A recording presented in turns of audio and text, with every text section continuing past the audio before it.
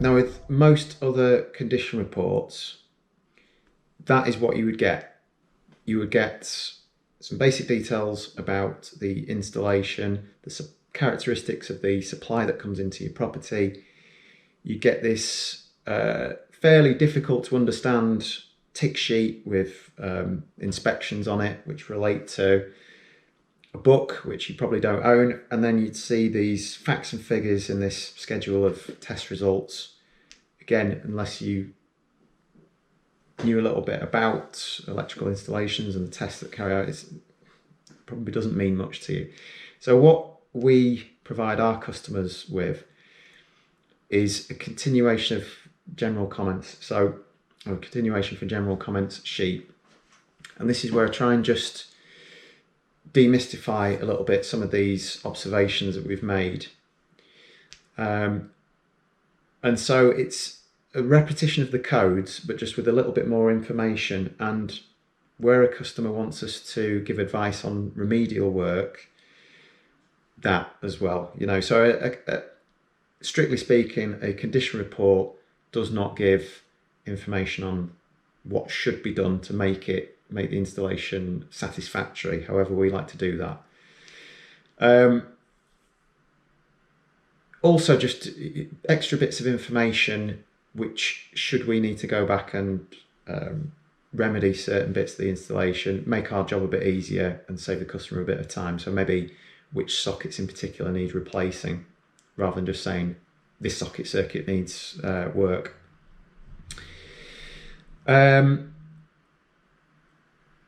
There's more information, should there be any operational limitations, if there's anything we can't access that remains untested, maybe because it's exceedingly high ceiling that we need scaffolding to access or something like that, we would note that down as well. Any problems like, when sockets are buried behind appliances that are fixed in, like we found in this instance, we'll note that down. So just a little bit more information in short. So we talked about that before, the main bonding conductor to gas, and then it goes onto the water. It's not continuous. And then I've made a note of where it's jointed, so that if the customer did want us to go in and replace that, we know where it is. Here's one. So in this particular installation, there's a main consumer unit where the supply comes into the building, which then feeds a separate distribution board. And that is done in twin and earth. And the twin and earth cable is buried in the fabric of the building. And the regulations state that should be RCD protected, but it's not. If we were to replace that MCB with an RCD or an RCBO, if that were to trip, then most of the rest of the property would lose power. So that's not convenient to do either. So at some point, you see I've put down here, the cable's buried in the fabric of the building with no RCD protection. Ideally, this supply will be rerun in armour cable or twin and earth in suitable containment. Just sort of a recommendation, because at the moment, if the customer were to put a nail through the wall, hang a picture or whatever, and it just so happened that 10mm cable was behind it, that would be most of the property without power. And that level of detail you maybe wouldn't find on someone else's report. What we also then do is I'll go around and take photos of everything that I have put a code to. Again, just to give the customer a little bit of context. So on this particular report, when we were taking some light fittings down, some ceiling roses, some pendants, there were just really poor connections. Cables sort of, the lights were sort of suspended from cables and that sort of thing. So we just tidied that up. We've changed pendants just as we've been going along. We've had a bit of time to do that. You see things like this where there's just too many cables jammed in, and as soon as we take the fitting down, they pop out. And so we've redone that particular fitting with Wagos. when we say basic insulation on show, which is quite a common thing that we find at, say, downlights in a bathroom or a kitchen, just really poor workmanship behind them. This is what we mean. So you see, this is the standard domestic grey twin and earth cable, and here are the coloured internal cores visible, which isn't allowed. That has to go down as a C2 code. It's not dangerous immediately, but it has the potential to become dangerous. Same here, basic insulation on show outside of a one of the old style joint boxes. Basic insulation on show at a cooker isolator that wasn't properly attached to the side of a cupboard.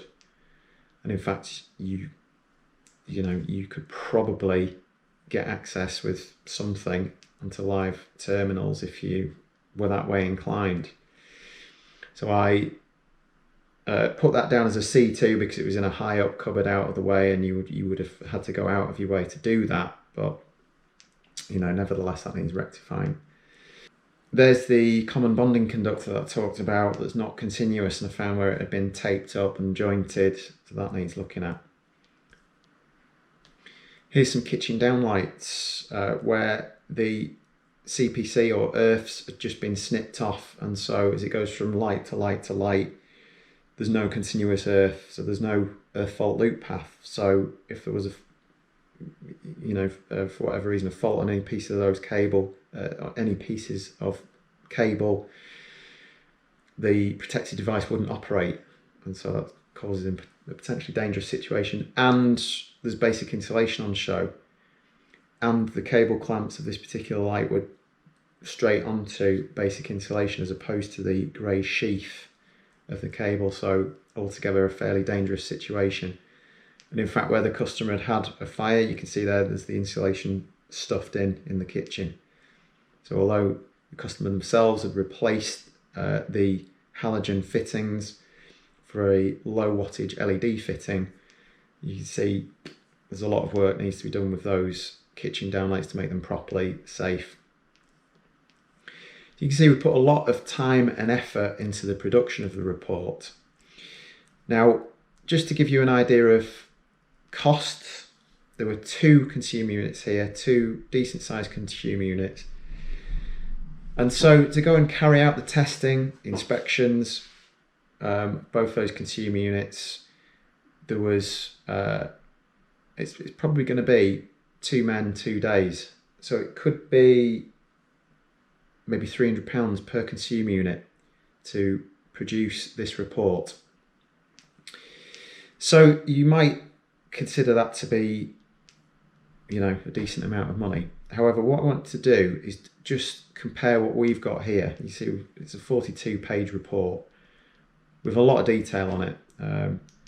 Shows you where we've got certain readings from. You can see there's a downlight with a halogen in it that's caused the cable to overheat. What I want to do is just compare this with the report that the customer received when they bought the property a couple of years ago. So this report, that we charged the customer £400 to produce this report.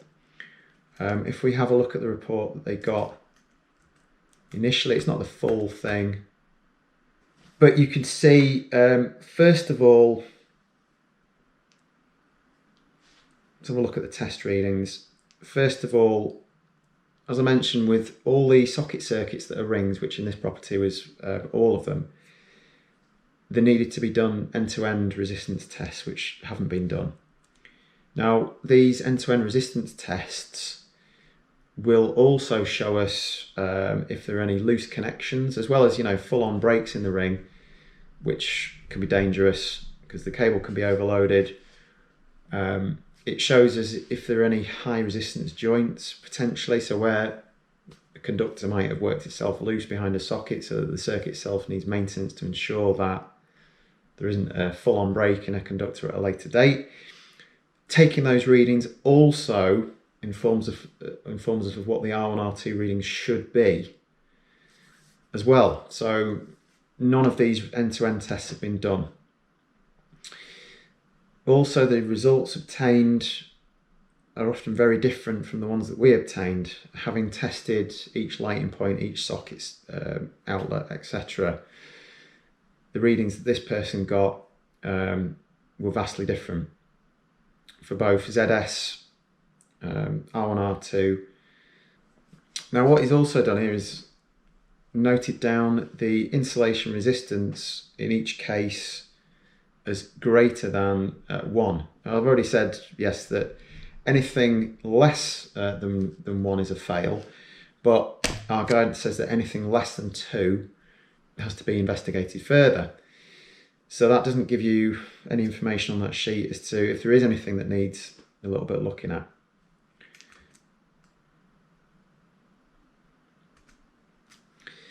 Now, in terms of his observations, you saw from my sheet the number of C2s and C3s, there was quite a few of them, and then photographs and explanations to back that up. All this person has picked up on is that the consumer unit's not metallic, so that needs upgrading, and there's RCD protection missing, and that needs upgrading where required, but it doesn't give you any information as to where that needs replacing. Now, the first one is accurate. The consumer unit does need upgrading at some point. It's not dangerous, but it's made out of plastic and it needs to be metallic.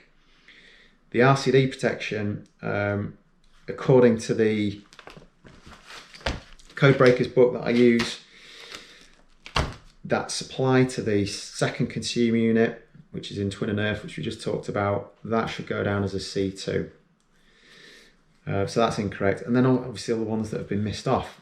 Now, this suggests that either the guy hasn't been thorough with his observations, he hasn't tested every single lighting point, socket outlet, etc., or he might have even made up some of these test results. Now, the price of this report, the customer told us, was about £150. So ours was double the cost, but the customer knows that everything's been checked thoroughly. So I would just bear that in mind. If you are looking to buy a property, don't, and you're commissioning a condition report to be carried out on the property, just be wary of going for the cheaper person, because you might be saving yourself a couple of £100 in the short term, but in the long term, it might be that the property needs rewiring and the condition report has not been thorough enough to pick that up. So you'll be saving yourself money in the long run by, going for a much more thorough condition report.